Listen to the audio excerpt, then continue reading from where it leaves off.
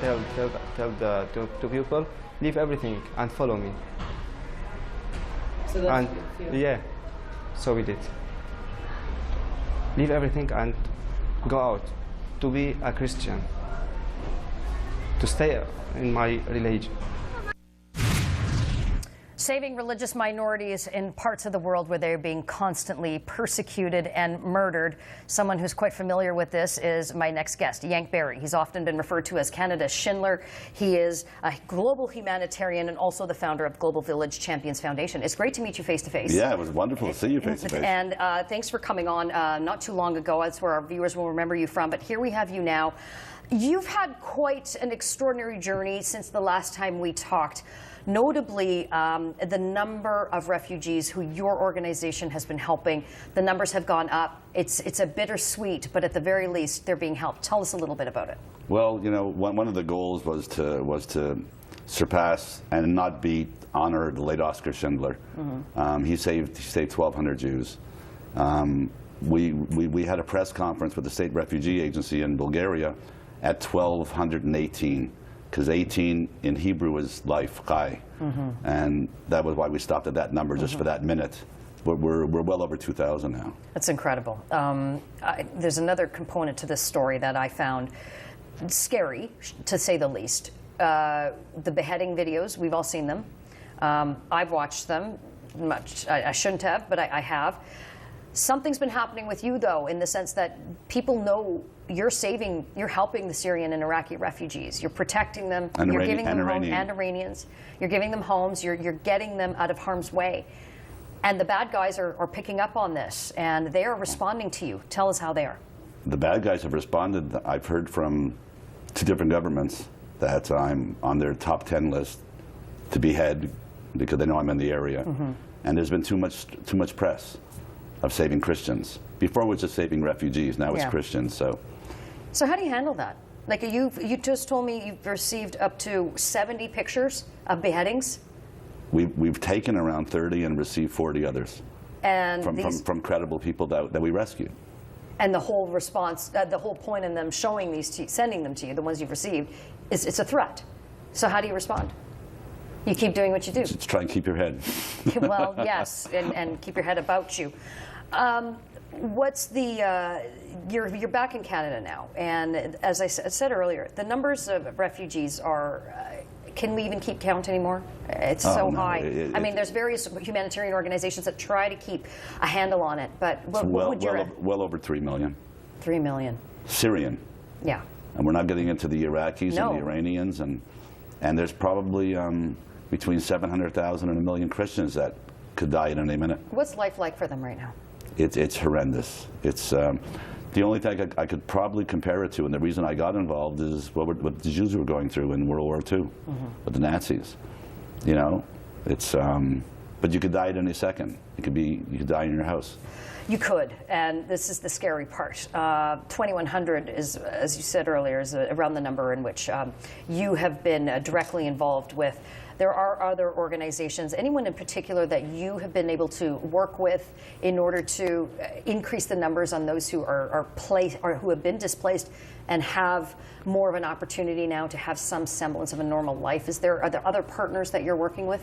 We're the only ones who were capable of signing a deal with the State Refugee Agency. We literally have a contract with the Bulgarian government. The only other group that's helped is Doctors Without Borders. Okay. We're just showing some B-roll of the people that you've been helping. A lot of young faces in those crowds. Yeah, a lot of great faces. And there are the images right there. Tell us a little bit about this family. This family is Iraqi Christians, husband and wife.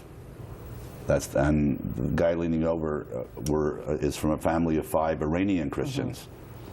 And we got them out of Iran.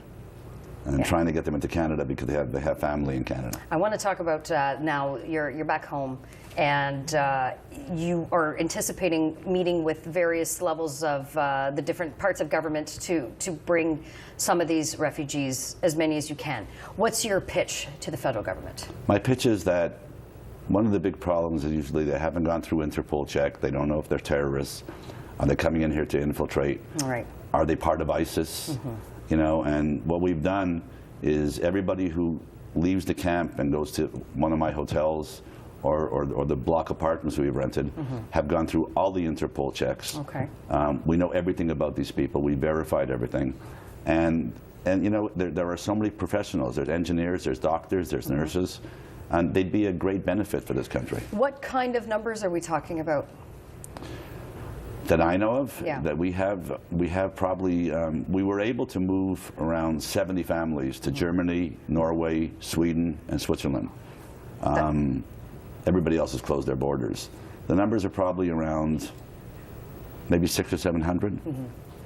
Do you anticipate much support? I mean, obviously you've had some pre-discussions and things like that. Well, I've been told that Canada had made a statement that they were going to accept 15,000 refugees. Okay. We're asking for a little piece of the rock. Yeah. And we'll pay for everything to get them here. Oh, wow. You know, just give them a home. Give them a home. Yeah.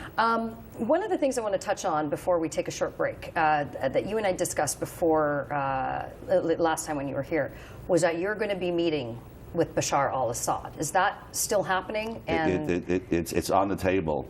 There are too many other things happening right now. Every time we go to meet, they go, no, wait another week or wait another 2 weeks, and obviously I can't go in on my own.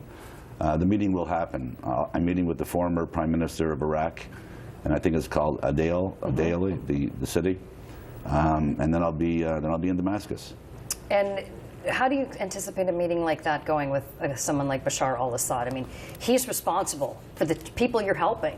He's very much responsible for I don't believe that. You don't believe that he's No. responsible for the refugees? No, we have interviewed every, I can speak for the Christians. Okay. We've interviewed every Christian family, and they have nothing bad to say about his father or him. He has never targeted Christians. So who is responsible then for the refugees in the nearly 3 million, as you've mentioned? We are. The people we back. We always, as America, they always pick the bad guys. They pick the wrong side. The Free Syrian Army is ISIS. The Free Syrian Army is ISIS. Meanwhile, we're having this ongoing debate, other countries like the United States, for example, as to who we should arm. Free Syrian Army is on that list. Oh, yeah. So you're telling me that, in your view, Free Syrian Army is simply ISIS members? Yes. How do you reconcile that? We have mercenaries that go in with us. I don't go in by myself. Yeah. I'm not a hero. And Louis is not going to get me out of trouble. Okay. And they meet with a lot of people. They speak Arabic, and they understand where the damage is coming from. The beheadings are all coming from ISIS. Yeah. Oh, we know that. That's 100%. But that's very isolated. Look at the big picture. We know for a fact, and I'll be addressing the U.S. Senate, that between 10 and 15,000 American-born Muslims have been recruited and trained in Syria, and now they're back in the U.S. That is astonishing. Again, I want to ask one last thing with respect to Assad. Do you believe he used chemical weapons on his own people? No. You do not believe that? I don't believe in light it. of all the evidence that he did? In light of all the evidence that Rumsfeld gave us with Saddam. Even with the Obama administration talking very candidly? Even with the Obama, they never talk candidly. Well, as candidly as they can get. All right, Yank's going to stay with me. We have much more to discuss. Ray Hurd is going to join us. We are going to have Yank respond to General Leslie's comments. He's quite anticipating a fiery debate on that one. But we want to talk about Canada's role in all of this. That's next.